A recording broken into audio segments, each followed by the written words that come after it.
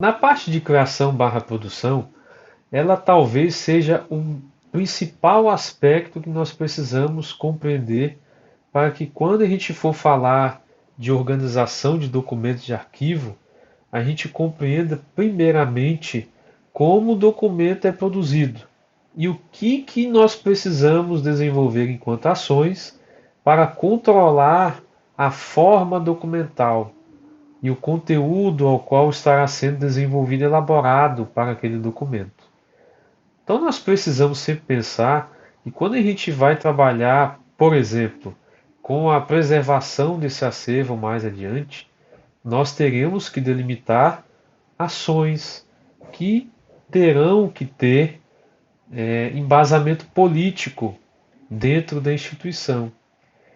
Na construção de quê? De normas e procedimentos, por exemplo. Né? Isso é uma das ações que vão desencadear atividades para que a gente consiga compreender como os documentos devem ser produzidos. Isso é muito importante. Então, retomando, nós precisamos elaborar normas que vão discriminar como a gente vai elaborar os nossos documentos dentro da instituição. Não basta simplesmente elaborar de qualquer jeito. A gente, por exemplo, vai seguir dentro das instituições públicas o que? O manual da Presidência da República. Isso é uma das orientações para elaborar os documentos, o texto do documento. E a gente tem, então, já um norte. Para as empresas privadas, a gente não tem esse norte. O que a gente precisa fazer? Elaborar normas e procedimentos para como os documentos vão ser trabalhados, elaborados, como eles vão ser produzidos. E também em relação à orientação dos usuários quanto à produção coerente desses mesmos documentos. Então não basta simplesmente a gente elaborar um documento de qualquer jeito e para mais adiante o fulano de tal, que é um colega nosso de trabalho, de outro setor, elaborar o mesmo documento de formas totalmente distintas. Então lá, por exemplo, ele vai colocar, em vez de citar o número do documento, ele vai citar somente a data dentro do documento, né? Ou seja, ele vai só colocar o número e o outro vai colocar só a data. Ou os dois vão colocar o número e a data, mas um deles esquece o campo de assunto. E isso é muito natural, por exemplo, dos memorandos e ofícios. A gente tem o assunto. Memorandos antigamente, ofícios agora, né? A gente não tem mais a figura do memorando interno. Então, para a gente ter essa visão, essa orientação, nós precisamos pensar como eles serão produzidos. E esse pensar na produção é fundamental para que mais adiante a gente não perca documentos, porque nós teremos isso de forma padronizada, como eles são elaborados. E é fundamental, tanto, não só para isso, como também para o processo de organização dos documentos, que devem ser desencadeados com base nessas informações que estão registradas, né? Ou seja, como os documentos foram elaborados. Nós temos outras ações que também são próprias desse momento, que é gerir as nossas correspondências. A gente vai fazer uso de sistemas de informação, por exemplo, para que a gente consiga gerenciar a expedição e o recebimento. Na criação barra produção de documentos, nós teremos que necessariamente tê-los. Se não tivermos, em alguns casos, né, de empresas privadas muito pequenas, instituições que ainda não têm a parte tecnológica desenvolvida, nós utilizaremos outros recursos. Né? Podemos fazer uma anotação no Word, no Excel, né? Fazer uma tabela, né? Controlando, por exemplo, o fluxo desses documentos dentro da microempresa e assim sucessivamente. Nós poderíamos utilizar outros programas que não sejam necessariamente esse sistema de informação que nós estamos citando. Também realizaremos a gestão de formulários. O que é formulário? Pensa sempre comigo. Formulário é aquele documento em branco que você precisa preencher determinados campos que estão te pedindo.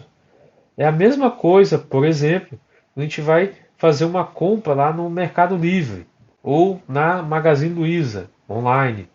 A gente vai preencher campos, que também são chamados de metadados, que são esses formulários que nós preenchemos, até aqueles que nós recebemos, por exemplo, pelo Google Drive, né? Aqueles formulários que nós preenchemos para nos inscrevermos em determinado curso, aquilo ali é um formulário.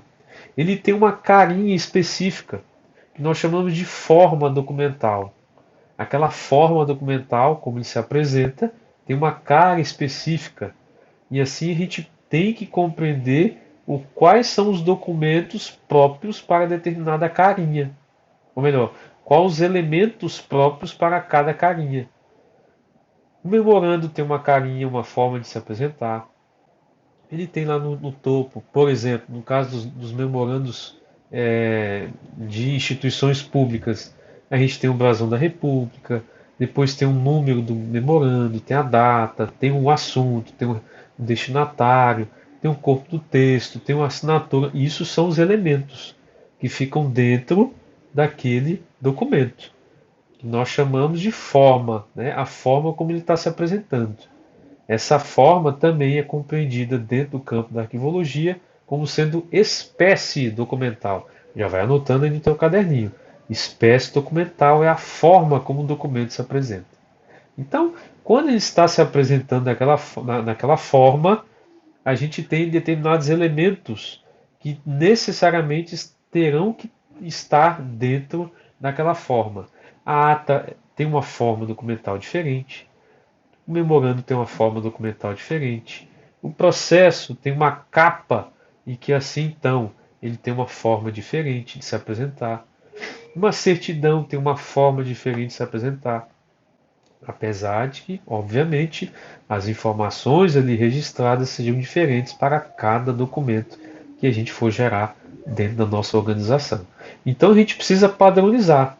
Esses formulários são essenciais para que a gente tenha eles padronizados, e aí, quando a gente tiver que utilizar, elaborar um determinado documento, nós vamos estar munidos daquela forma documental para elaborar determinado documento. Claro que isso é uma coisa que vai depender da organização de cada instituição, principalmente as instituições privadas, que têm uma característica peculiar em relação às instituições públicas.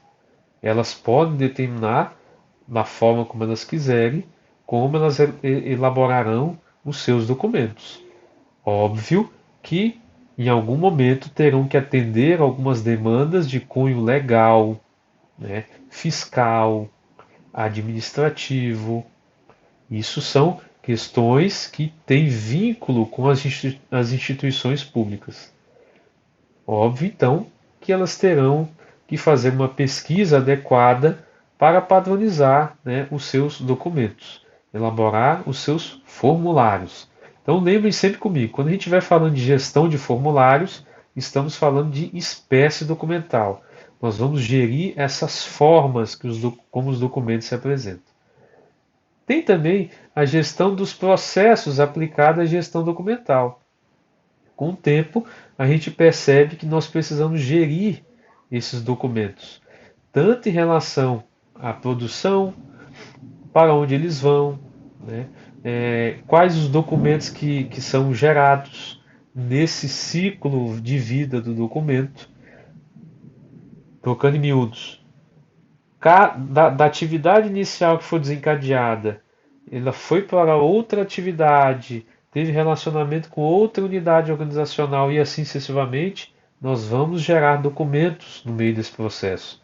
Então, por isso que a gente precisa gerir todo esse processo que nós chamamos de gestão documental dentro da instituição. Isso é momento específico quando a gente está refletindo sobre a criação barra produção dos nossos documentos. Muito bem. Agora nós falamos rapidamente sobre essa questão de produção do documento. Falamos então sobre a necessidade de nós criarmos normas e procedimentos, necessidade de nós gerirmos os nossos formulários, gerirmos os processos, gerirmos os documentos em si, né, a parte inteira, e gerirmos as nossas correspondências. Agora nós vamos tentar entender um pouco sobre aquisição, que é uma função que parece-nos, a priori, que nós estamos adquirindo os documentos por meio de compra. A gente não adquire documento de arquivo comprando. Então nós vamos fazer uma distinção em relação a isso. O que é aquisição? A aquisição, segundo Santos, é compreendida como a entrada dos documentos no arquivo corrente, intermediário e permanente, tanto resultantes das atividades organizacionais quanto do processo de transferência e recolhimento. Então vamos pensar assim, ó. Toda vez que eu estou adquirindo um documento, unidade organizacional, porque esse documento veio de outra área, nós estamos chamando de aquisição.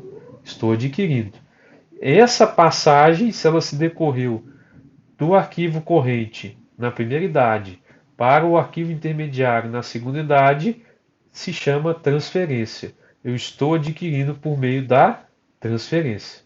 Quando eu estou esse acervo está entrando para mim no âmbito de um arquivo permanente na terceira idade, nós chamamos de recolhimento. Então, vamos só relembrar cada uma. Transferência, passagem dos documentos de arquivo corrente para o arquivo intermediário. Quando há essa passagem física, ou melhor, analógica e digital, nós temos então esse termo chamado de transferência. Quando estou tendo uma entrada de documentos em arquivos permanentes, nós chamamos de recolhimento.